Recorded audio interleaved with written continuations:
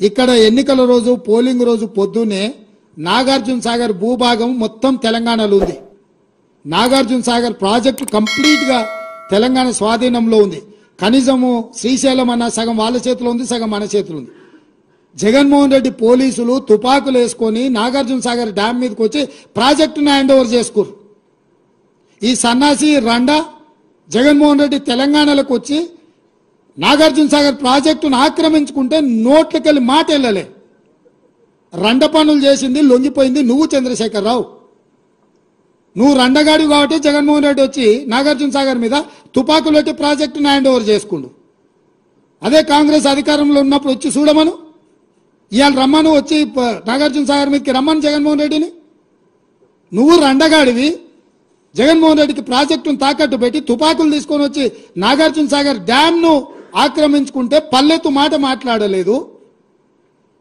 నువ్వు పోయి కేంద్ర ప్రభుత్వానికి ప్రాజెక్టులను హ్యాండ్ ఓవర్ చేయడానికి నిధులను కేటాయించినోడు నువ్వు వచ్చి మమ్మల్ని బదనాం చేస్తావా, మా మీద మాట్లాడతావా?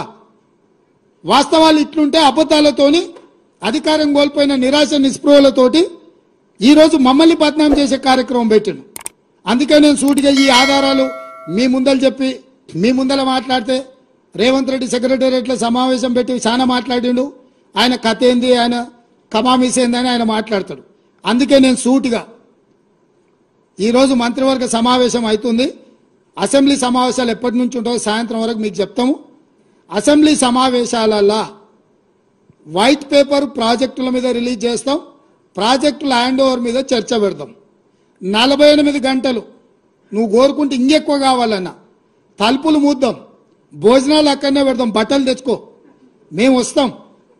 మామ అల్లుడు మీరు ఇద్దరు రాండి, లేకపోతే ఎంబడి కొడుకుని తెచ్చుకోరు, అవతల మీ బిడ్డ ఉంటే ఆమెను కూడా ఉమ్మడి సమావేశాలు పెడతాం. ఒకవేళ చర్చ చేద్దామంటే శాసన మండలి శాసనసభ ఉమ్మడి సమావేశాలు ప్రత్యేకంగా ప్రాజెక్టుల మీద జలాల మీద చర్చ పెడతాము.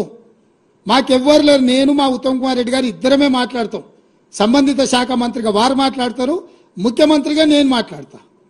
చంద్రశేఖరరావు, హరీష్ రావు, తారక రామారావు, కవితారావు నలుగురు మీరు ఒకరి తర్వాత ఒకరు అలచిపోకుంటే ఎంతసేపు అయినా మాట్లాడదాం, చర్చ చేద్దాం. నీకు చిత్తశుద్ధి ఉంటే, నీకు నిజాయితీ ఉంటే ఈ చర్చలకు రాకుండా ముఖం చాటేయకు చంద్రశేఖరరావు.